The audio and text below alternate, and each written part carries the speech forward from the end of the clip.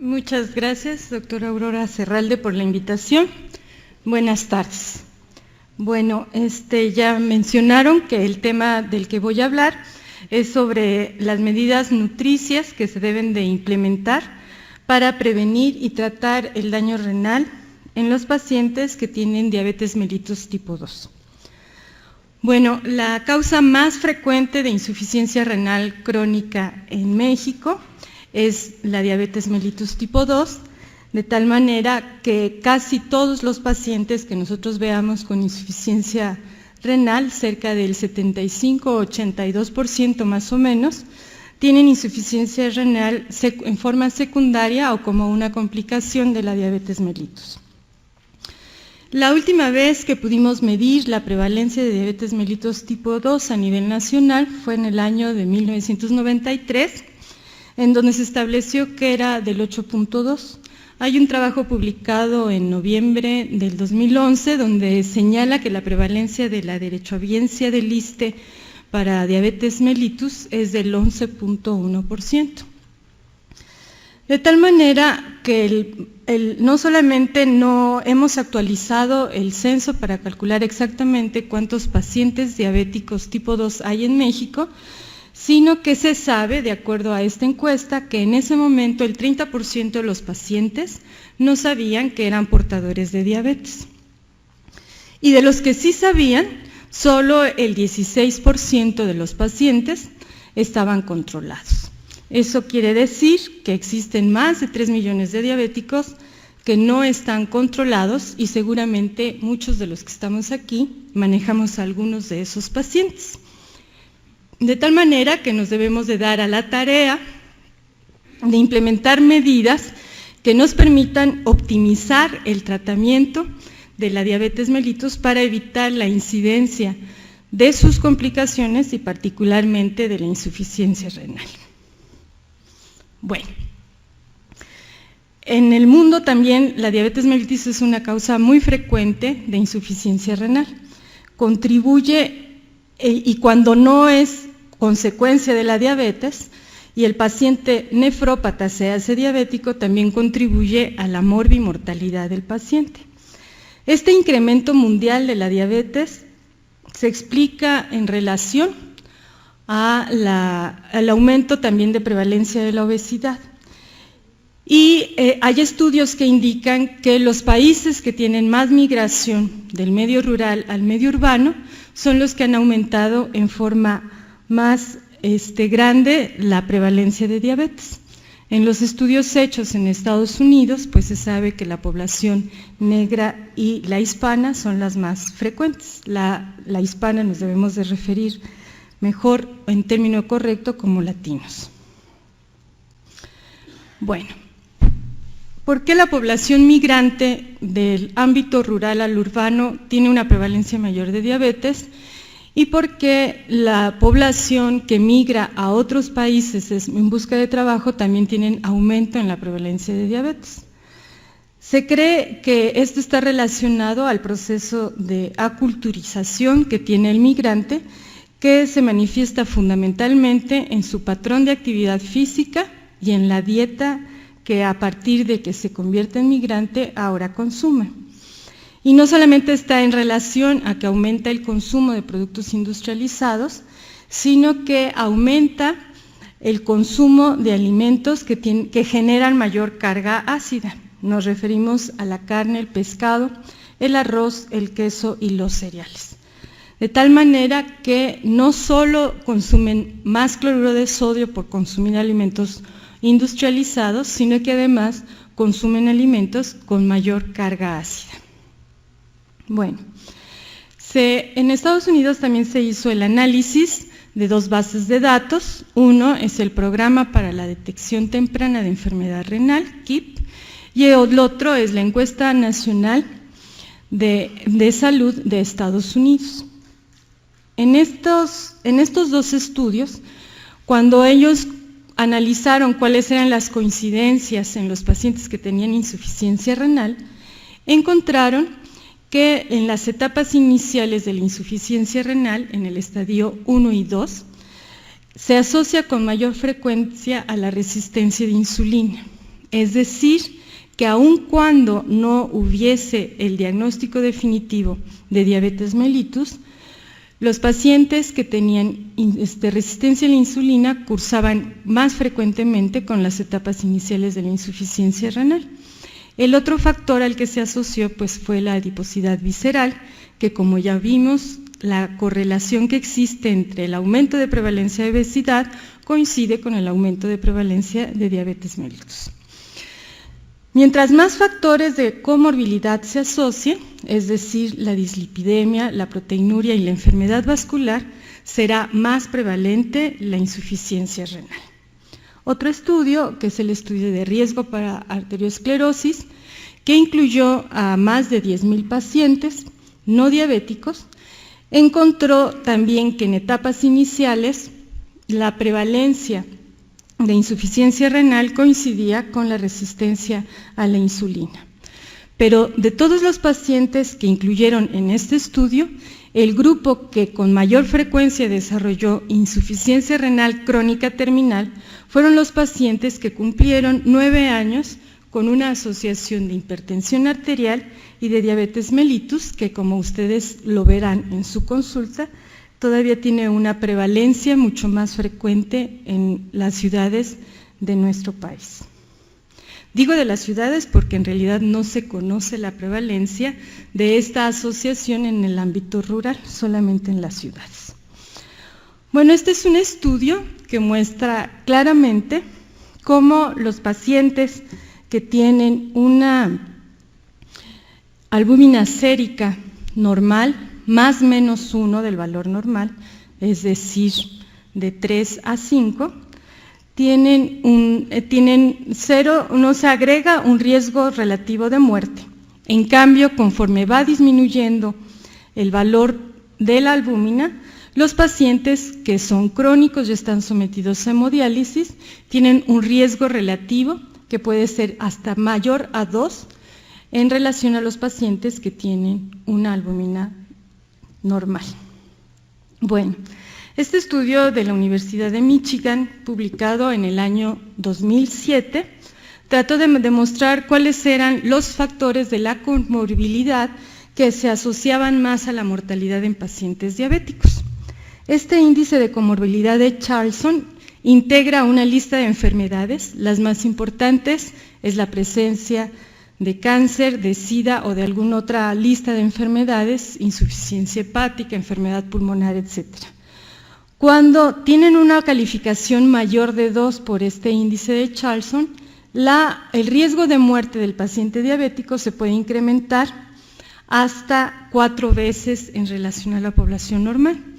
Cuando analizaron en forma separada las variables, los otros factores de una sola variable, encontraron que el factor que mayor peso tiene como riesgo relativo para la muerte en pacientes diabéticos tipo 2 es tener bajos ingresos. El siguiente es ser hombre. El tercero es tener más de 65 años. El cuarto es ser nefrópata. El quinto, tener enfermedad macrovascular. El sexto, fumar. El séptimo, tener un índice de masa corporal por debajo de 26, y aquí habría que especificar que nos referimos a pacientes malnutridos o que ya han tenido mucho tiempo de estar enfermos, y los pacientes que tenían más de 9 años de evolución con diabetes mellitus. Entonces, llamando la atención sobre cuál debe de ser la atención nutricia de los dos pacientes, tenemos que hacer énfasis que por lo menos el índice de masa corporal, la nefropatía y el problema de los bajos ingresos se puede de alguna manera contrarrestar su impacto sobre la diabetes mellitus si el paciente recibe educación y prescripción nutricia. De tal manera que esa es la relevancia de la plática que hoy nos tiene aquí. Entonces, ¿a partir de qué momento debe prevenirse el daño renal en los pacientes con diabetes mellitus tipo 2? La respuesta es desde que se diagnostica la diabetes mellitus tipo 2. El cuidado, el control glucémico, llegar a las metas en estos pacientes es fundamental para evitar el desarrollo no solo de la nefropatía, sino prácticamente de todas las complicaciones de la diabetes mellitus. Bueno, estos son los tres principales mecanismos que se han descrito para definir resultado de qué es el daño renal en los pacientes con diabetes. Uno es la glucosilación no enzimática de las proteínas, otro es la activación del diacilglicerol, de la proteína sinasa C y de la exosamina, y por último la activación del sistema enzimático aldolasa reductasa por vía de los polioles, que disminuye la concentración de NADPH. Estos tres mecanismos de daño se desencadenan cuando el paciente tiene hiperglucemia. Todo el tiempo el que el paciente esté fuera de las metas terapéuticas de la diabetes, y ya vimos que en nuestro medio solo el 16% de los diabéticos que se saben diabéticos están controlados, de tal manera que nosotros tenemos que poner mucho hincapié en mantener un adecuado control del paciente. Bueno, aquí está la lista de las metas terapéuticas para la diabetes mellitus tipo 2. No nos referimos únicamente a la determinación de glucosa en ayuno después de 8 horas, tampoco nos referimos solo a la hemoglobina glucosilada. Los pacientes diabéticos deben de cumplir todas estas medidas, y gran parte de estas medidas se logran estimulando a que el paciente corrija su estilo de vida. No solo en que tenga una dieta adecuada, sino que además se mantenga activo, que tenga una vigilancia estrecha y periódica de sus valores de laboratorio, que logremos hacer que se mantenga lejos de la obesidad y del sobrepeso, y también que tenga una presión arterial menor a 130/80. Esto es fundamental para mantener al riñón en un adecuado control. Muy bien, el problema está en cómo conseguirlo. Entonces, uno de los puntos más importantes es la dieta y el ejercicio. Seguramente revisaron en el transcurso del día cuáles son las indicaciones nutricias que debe de tener un paciente con síndrome metabólico o diabetes. Aquí las vamos a volver a revisar. El que el paciente realice actividad física, no que se disfrace de deportista y que pague un gimnasio, sino que mantenga un índice de actividad persistente, adecuado a la edad, adecuado a si tiene obesidad o no, adecuado a si tiene osteoartrosis o no de las rodillas. La queja más frecuente del paciente obeso es que no puede hacer ejercicio porque le duelen las rodillas. Entonces tenemos que indicar rutinas de ejercicio con el paciente sentado o acostado para tratar de resolver o de disminuir el impacto sobre las articulaciones. Y bueno, los pacientes que estén en mejores condiciones podrán practicar la natación, pero de no ser así, tenemos que aprender estrategias para convencer a nuestro paciente que vaya incrementando progresivamente el índice de actividad física que hace.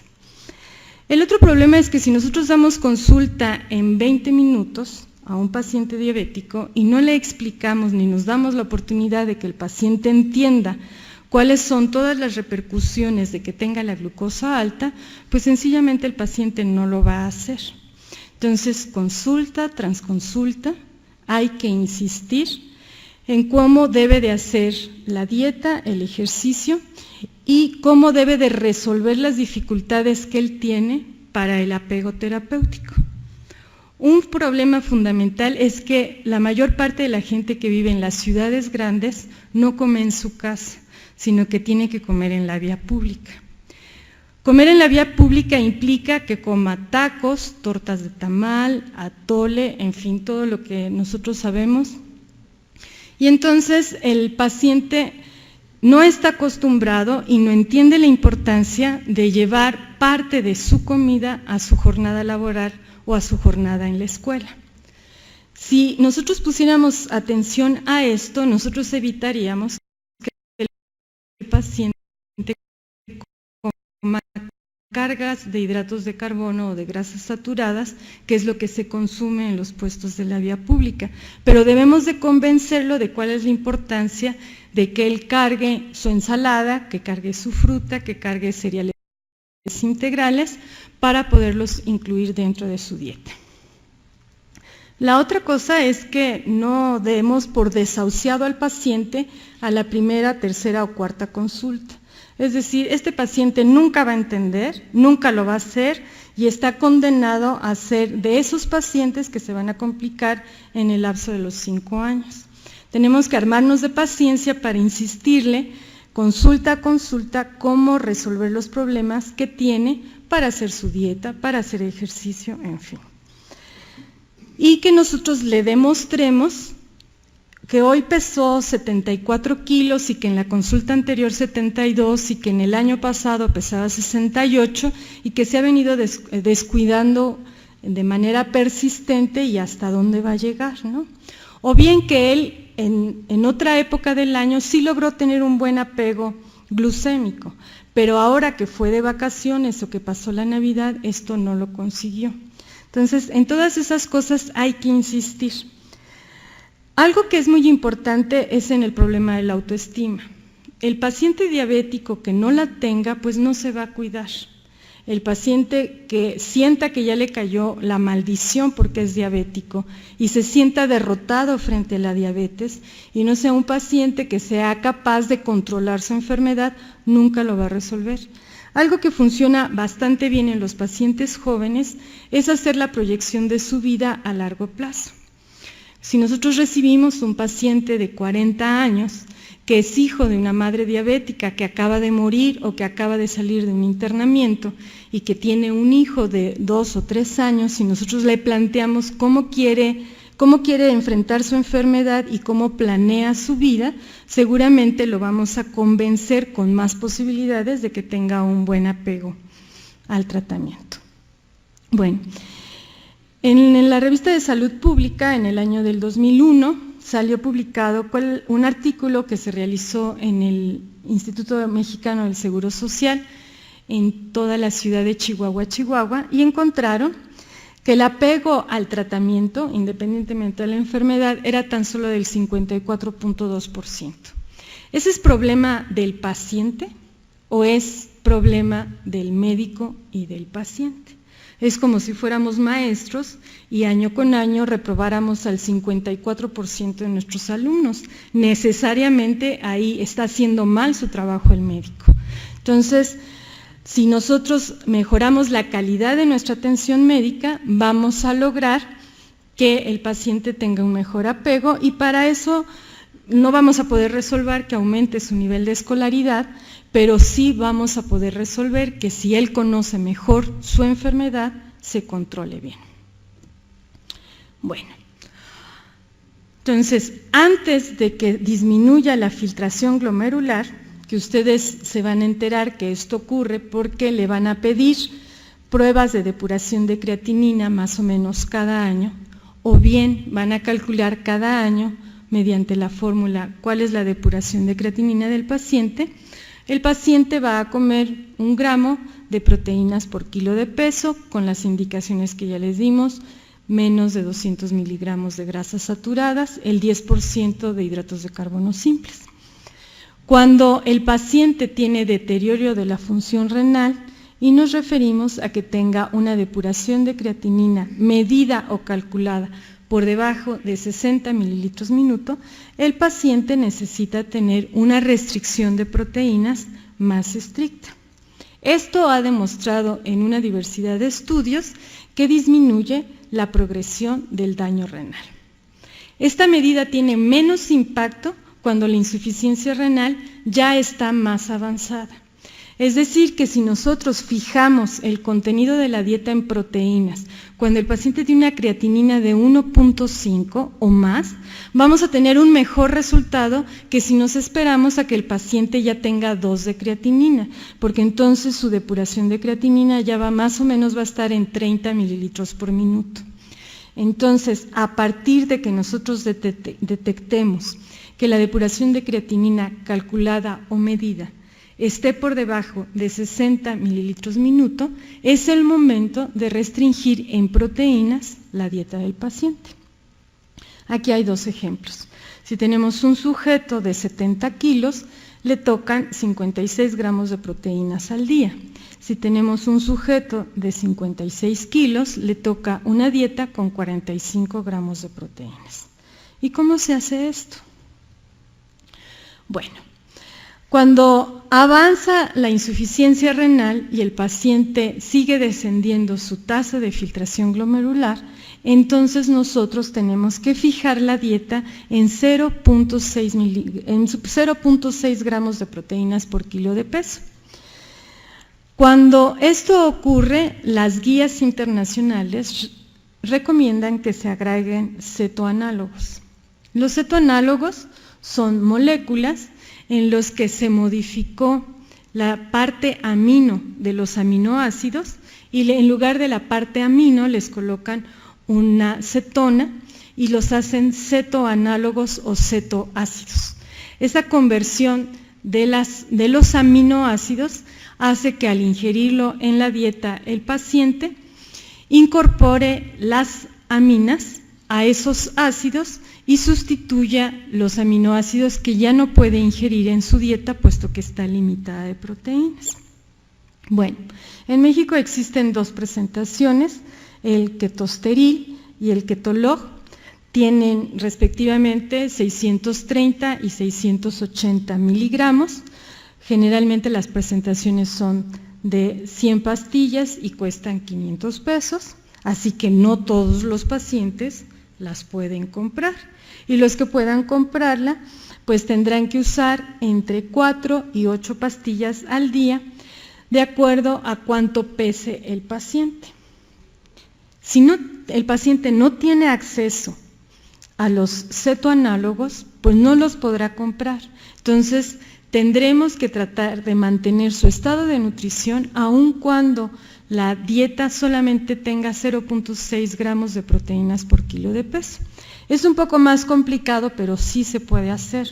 De todas formas, si no tiene recursos para mantenerse bien nutrido antes de que tenga que sustituir la función renal, menos lo va a hacer cuando ya tenga insuficiencia renal y entonces tenga que costear un tratamiento de diálisis peritoneal o de hemodiálisis.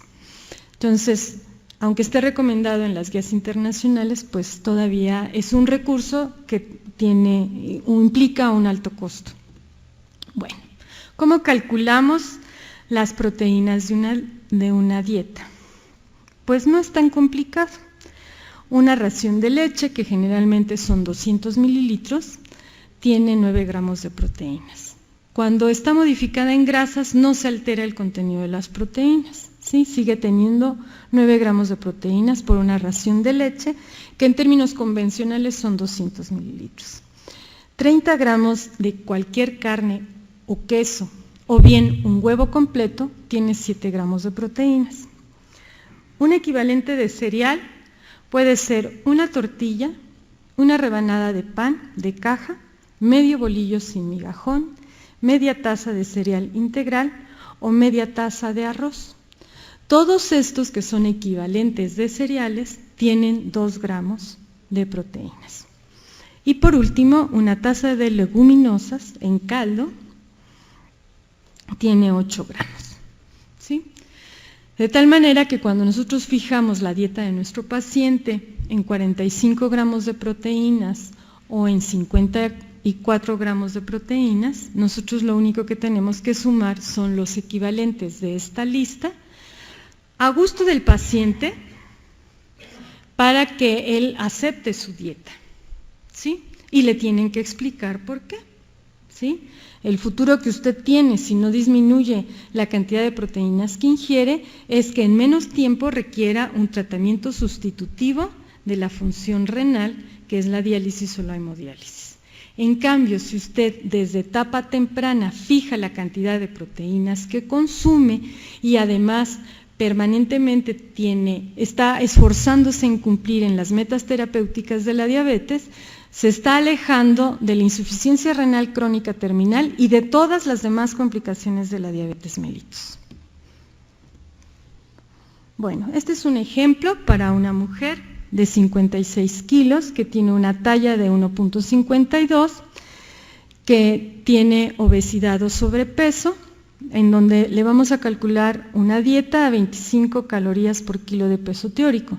Si esta paciente no tuviera sobrepeso y pesara 56 kilos, pero midiera unos 57 o unos 58, estaría dentro de su peso teórico, es decir, que su índice de masa corporal estaría entre 20 y 24.9, de tal manera que está dentro de su peso teórico, y entonces le podemos dar 30 calorías por kilo de peso. En el primer caso, si nosotros vamos a fijar la dieta de proteínas a 0.6 gramos por kilo, le tocarían 31 gramos, y si la fijáramos en 42, porque está con una depuración entre 30 y 60 mililitros por minuto, le tocarían 42 gramos. ¿Sí? ¿Cómo se traduce esto en equivalentes? Esta mujer va a poder tomar un vaso de leche en el día, 60 gramos de carne o queso o 2 huevos, dependiendo del colesterol que tenga, y 4 equivalentes de cereal. Todo lo demás que va a comer esta paciente son verduras y frutas, porque las frutas y las verduras tienen menos de 1 gramo de proteínas por cada 100 gramos de porción comestible. Es decir, que el valor de proteínas de las frutas y de las verduras es muy pequeño. No tiene leguminosas esta dieta, porque además las leguminosas, como veremos más adelante, son ricas en potasio. Entonces, este sería un ejemplo. Parece que no es tan difícil. Y si lo hacemos en forma sistemática con todos nuestros pacientes, es menos difícil, porque uno aprende a manejarlo y hasta uno baja de peso. Bueno, cuando el paciente está en una fase catabólica de su enfermedad, entonces nosotros tenemos que evitar, para contraponernos al catabolismo de la enfermedad de la insuficiencia renal, nosotros tenemos que llevar a nuestro paciente, que ya tendría un grado de desnutrición, a 35 calorías por kilo de peso. Esté en la fase prediálisis, es decir, el tratamiento médico de la insuficiencia renal crónica, pero si está en hemodiálisis y en diálisis peritoneal, entonces nosotros vamos ahora a aumentar la cantidad de proteínas que debe de consumir, cosa que casi nunca se hace. Condenan al paciente con insuficiencia renal a una dieta de baja en proteínas, desde que le dijeron que tiene insuficiencia renal hasta que se murió después de 3 años de hemodiálisis.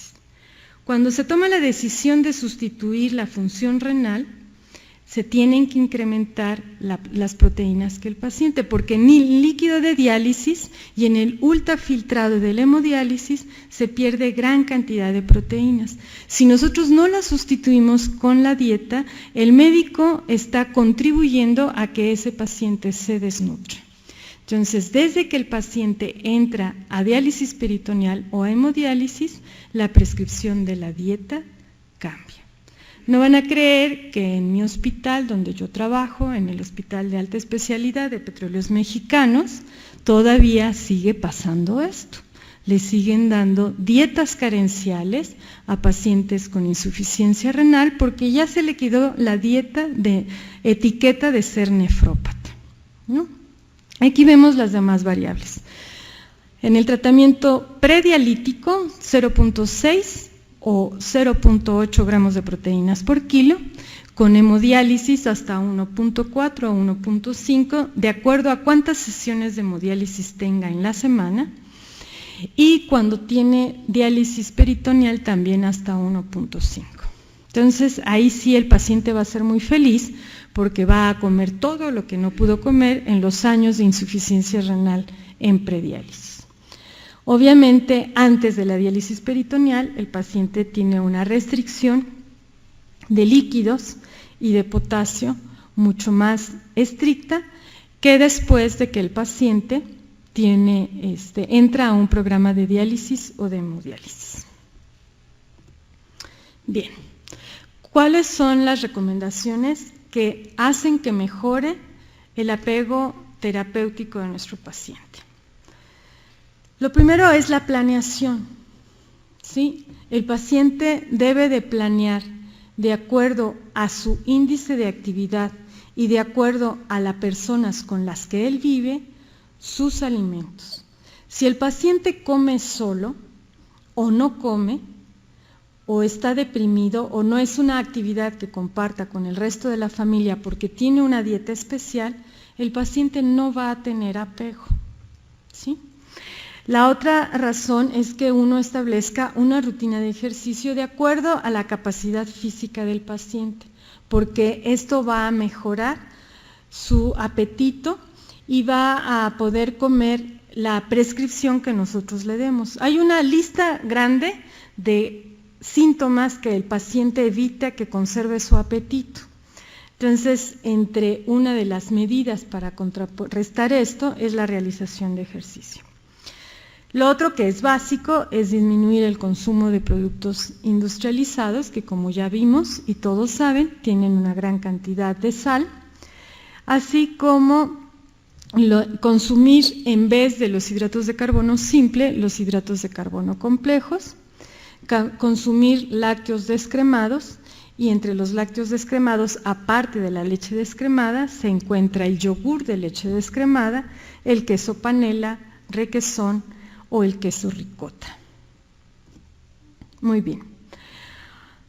Esta es, en términos generales, la lista de los alimentos ricos en sodio, que son, aquí está lo contrario, ¿no? Cuando nosotros usamos, la gente cree que el Nor Suiza no tiene sal. No sé si han encontrado una gran lista de pacientes que le dicen, no le pongo sal a la comida, le pongo Nor Suiza. Pues es lo mismo. O bien comer de cantidades grandes de cereales de caja, ¿sí? Que también tienen mucha sal, por eso no se echan a perder. Todos los quesos secos, es decir, del queso Oaxaca al queso más seco que se les ocurra, no solamente tienen más colesterol, sino que tienen más sal. Entonces solamente pueden comer los otros quesos, los que son húmedos, los que tienen líquido. Muy bien. Bueno, esto es la lista de los alimentos ricos en potasio, ¿no? Están las leguminosas, están las semillas, ¿sí? Las colas de Bruselas, en fin, esta es la lista de los alimentos. Si abren la primera página de internet que se encuentre que diga dieta para nefrópata, van a encontrar la lista de las verduras y las frutas y los demás alimentos por bajo contenido de sodio y bajo contenido de potasio, así que no se apuren en anotar toda la diapositiva, pero la podemos dejar un rato más. Bueno. Verduras con bajo contenido de potasio es la que debemos de promover que coman nuestros pacientes: el germinado de soya, el ejote, la cebolla, la col, el chile poblano, la coliflor, el apio, el rábano, pepino, berenjena y lechuga. Una buena lista de verduras que el paciente sí puede comer. Y las frutas con bajo contenido de potasio: manzanas, fresas, piña, higos, duraznos, guayabas, uvas y ciruelas. También una buena cantidad. Condenar al paciente a comer pera, zanahoria, chayote, manzana, pollo y arroz es lo peor que le pueden hacer, porque el paciente seguramente no va a tener apego. Bueno, hay dos buenas noticias. La vitamina E, en este estudio, en pacientes ancianos, demuestra que disminuye el estrés oxidativo.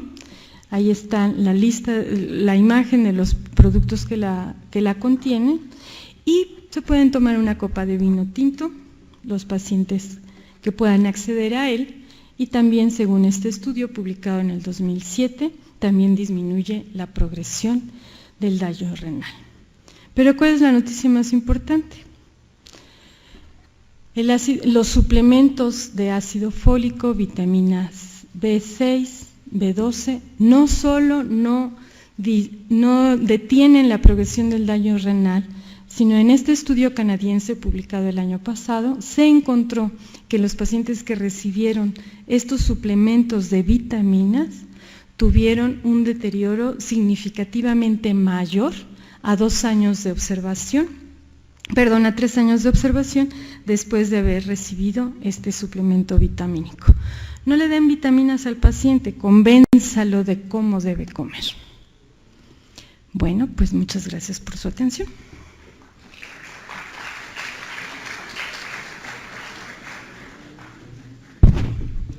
Pues agradecemos a la doctora Adriana Hernández su participación y todavía tenemos unos minutos por si tienen alguna pregunta, algún comentario al respecto. ¿Todo quedó clarísimo? Sí. ¿Se pueden emplear los sustitutos de sal? Generalmente tienen potasio. Es muy importante, el paciente puede usar limón, puede usar orégano, puede usar vinagre para aderezar todos sus alimentos. En general todas las especies, menos la sal y el potasio. Entonces, no tiene que ser terrible la dieta del nefrópata, tampoco tiene que ser insípida, sino que se puede aderezar de otras cosas. Obviamente el aceite de oliva, una buena vinagreta, no otros aderezos que tengan grasas saturadas o grasas trans, pero sí se puede hacer una dieta bastante agradable. Sí. Yo creo que es muy difícil convencer a los pacientes que no tomen vitaminas, porque ya desde que los mandan con el especialista, ya vienen indicados dosis complejo B, ácido fólico, ¿sí? Entonces, siempre luego rehuyen y dicen, no, el doctor me lo indicó y usted me lo tiene que dar, ¿no? Hasta ahora que usted nos está diciendo que no se deben dar esos suplementos. Pues estaría bien que tuvieran la referencia, ¿no? Ahí está. Es del JAMA del 2010, el doctor es House, pero no el que vemos en la tele. Sí.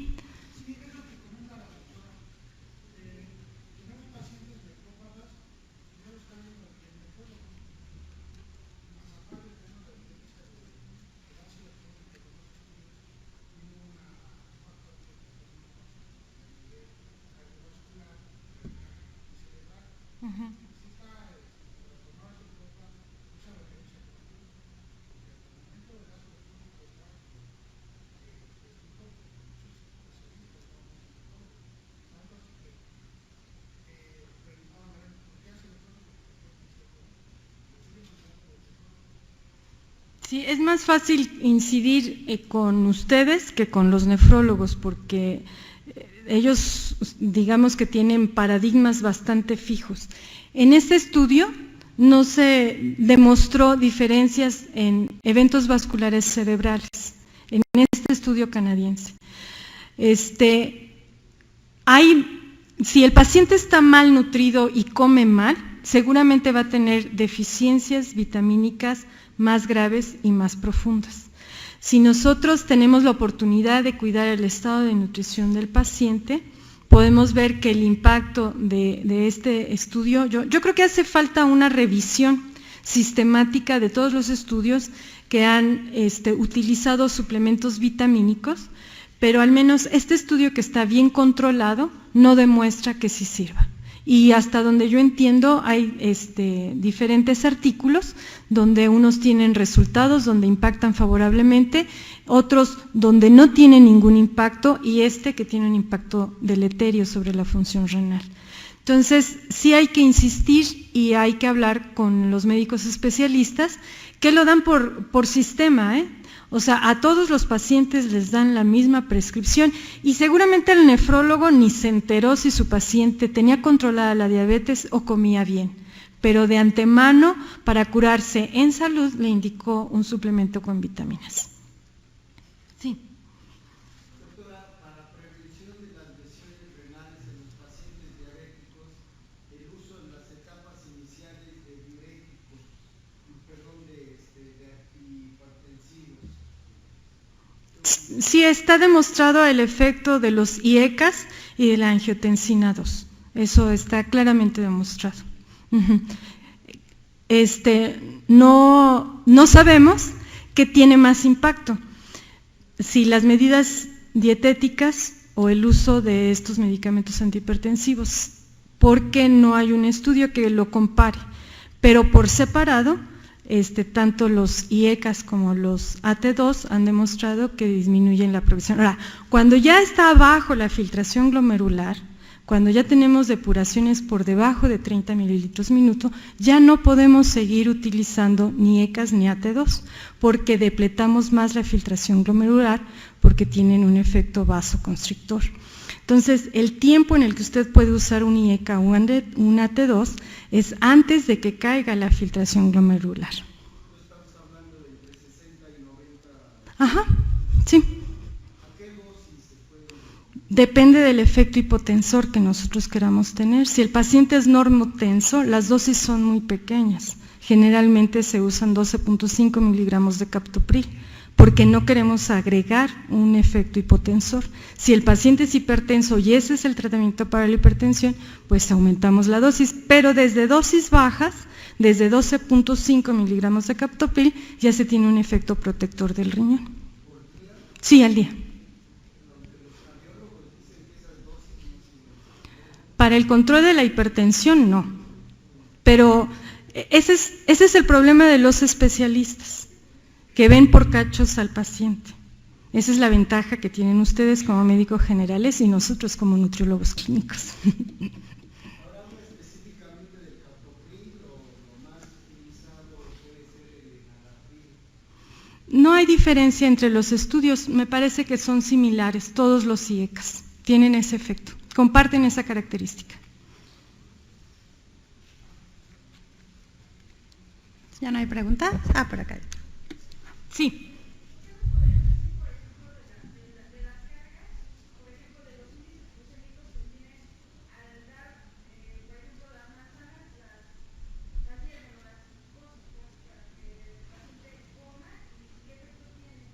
Sí.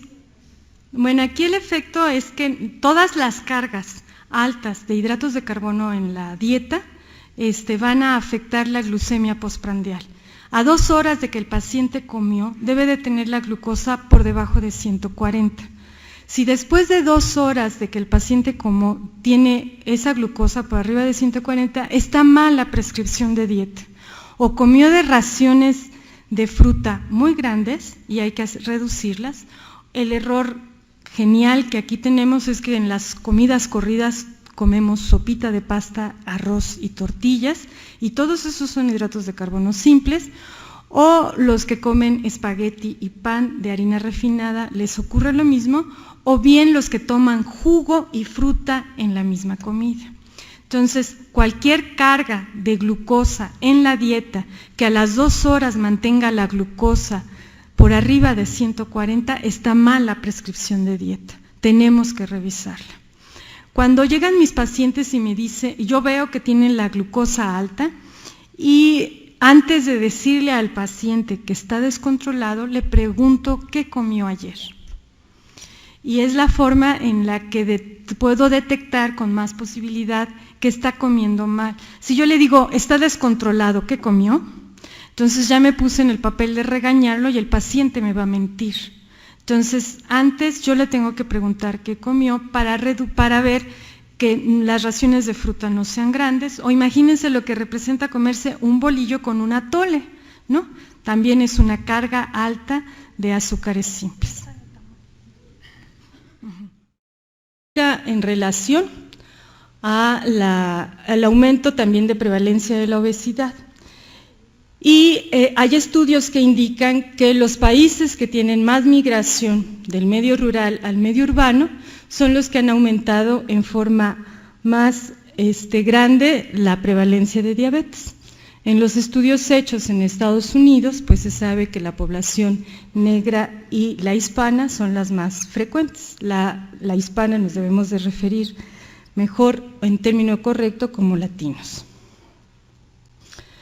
Bueno. ¿Por qué la población migrante del ámbito rural al urbano tiene una prevalencia mayor de diabetes? ¿Y por qué la población que migra a otros países en busca de trabajo también tienen aumento en la prevalencia de diabetes? Se cree que esto está relacionado al proceso de aculturización que tiene el migrante, que se manifiesta fundamentalmente en su patrón de actividad física y en la dieta que a partir de que se convierte en migrante ahora consume. Y no solamente está en relación a que aumenta el consumo de productos industrializados, sino que aumenta el consumo de alimentos que generan mayor carga ácida. Nos referimos a la carne, el pescado, el arroz, el queso y los cereales. De tal manera que no solo consumen más cloruro de sodio por consumir alimentos industrializados, sino que además consumen alimentos con mayor carga ácida. Bueno, en Estados Unidos también se hizo el análisis de dos bases de datos. Uno es el Programa para la Detección Temprana de Enfermedad Renal, KIP, y el otro es la Encuesta Nacional de Salud de Estados Unidos. En estos dos estudios, cuando ellos analizaron cuáles eran las coincidencias en los pacientes que tenían insuficiencia renal, encontraron que en las etapas iniciales de la insuficiencia renal, en el estadio 1 y 2, se asocia con mayor frecuencia a la resistencia de insulina. Es decir, que aun cuando no hubiese el diagnóstico definitivo de diabetes mellitus, los pacientes que tenían resistencia a la insulina cursaban más frecuentemente con las etapas iniciales de la insuficiencia renal. El otro factor al que se asoció pues, fue la adiposidad visceral, que como ya vimos, la correlación que existe entre el aumento de prevalencia de obesidad coincide con el aumento de prevalencia de diabetes mellitus. Mientras más factores de comorbilidad se asocien, es decir, la dislipidemia, la proteinuria y la enfermedad vascular, será más prevalente la insuficiencia renal. Otro estudio, que es el estudio de riesgo para arteriosclerosis, que incluyó a más de 10,000 pacientes no diabéticos, encontró también que en etapas iniciales la prevalencia de insuficiencia renal coincidía con la resistencia a la insulina. Pero de todos los pacientes que incluyeron en este estudio, el grupo que con mayor frecuencia desarrolló insuficiencia renal crónica terminal fueron los pacientes que cumplieron 9 años con una asociación de hipertensión arterial y de diabetes mellitus, que como ustedes lo verán en su consulta, todavía tiene una prevalencia mucho más frecuente en las ciudades de nuestro país. Digo de las ciudades porque en realidad no se conoce el censo para calcular exactamente cuántos pacientes diabéticos tipo 2 hay en México, sino que se sabe, de acuerdo a esta encuesta, que en ese momento el 30% de los pacientes no sabían que eran portadores de diabetes. Y de los que sí sabían, solo el 16% de los pacientes estaban controlados. Eso quiere decir que existen más de 3 millones de diabéticos que no están controlados y seguramente muchos de los que estamos aquí manejamos a algunos de esos pacientes. De tal manera que nos debemos de dar a la tarea de implementar medidas que nos permitan optimizar el tratamiento de la diabetes mellitus para evitar la incidencia de sus complicaciones y particularmente de la insuficiencia renal. Bueno, en el mundo también la diabetes mellitus es una causa muy frecuente de insuficiencia renal. Contribuye, y cuando no es consecuencia de la diabetes, y el paciente nefrópata se hace diabético, también contribuye a la morbimortalidad del paciente. Este incremento mundial de la diabetes se explica. Muchas gracias, doctora Aurora Serralde, por la invitación. Buenas tardes. Bueno, ya mencionaron que el tema del que voy a hablar es sobre las medidas nutricias que se deben de implementar para prevenir y tratar el daño renal en los pacientes que tienen diabetes mellitus tipo 2. Bueno, la causa más frecuente de insuficiencia renal crónica en México es la diabetes mellitus tipo 2, de tal manera que casi todos los pacientes que nosotros veamos con insuficiencia renal, cerca del 75-82% más o menos, tienen insuficiencia renal en forma secundaria o como una complicación de la diabetes mellitus. La última vez que pudimos medir la prevalencia de diabetes mellitus tipo 2 a nivel nacional fue en el año de 1993, en donde se estableció que era del 8.2. Hay un trabajo publicado en noviembre del 2011 donde señala que la prevalencia de la derechohabiencia del ISSSTE para diabetes mellitus es del 11.1%. De tal manera que no solamente no hemos actualizado